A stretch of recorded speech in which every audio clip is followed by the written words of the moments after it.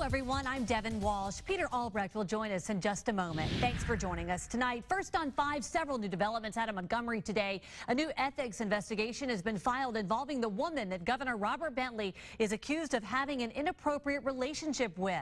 And the impeachment process involving the governor is moving forward. News 5's Peter Albrecht is covering the Capitol from Montgomery, and he joins us now live. Peter? Devin, impeachment articles were introduced yesterday. Now it looks like a special committee will be formed to look into the allegations against the governor. There were many members of the House who were hesitant to impeach based on news reports about a telephone conversation and the possibility of specific crimes being committed without the Attorney General or the Ethics Commission saying that that's the case. And so it's expected that tomorrow a resolution will be introduced to set up a special House investigation committee to look at the allegations against Governor Bentley. That committee could have public hearings and call witnesses. It's a move that pleases House members reluctant at this time to impeach. Now that it's in the investigative arena, I feel much better. A feisty governor refused to talk about the impeachment at his only public appearance today. I'm going to set some ground rules before we get started with the questions. We're going to talk about Medicaid and we're going to talk about prisons, and that's all we're going to talk about.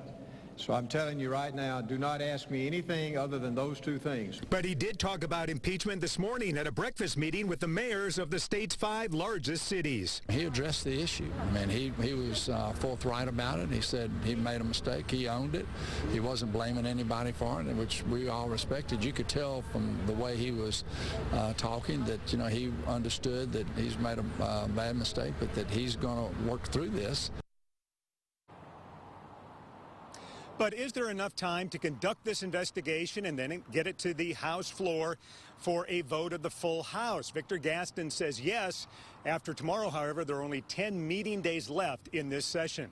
Another development here in Montgomery today, a new ethics complaint, this one against Rebecca Mason, the governor's alleged mistress and former top political aide.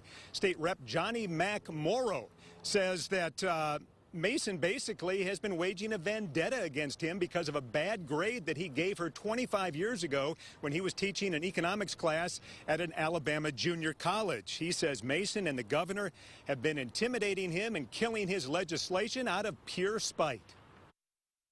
I think it speaks to the vindictiveness, the evilness of her, and the fact that she would harbor those feelings for 25 years on an economics grade that took place in my class 25 years ago. I mean, that's unprecedented.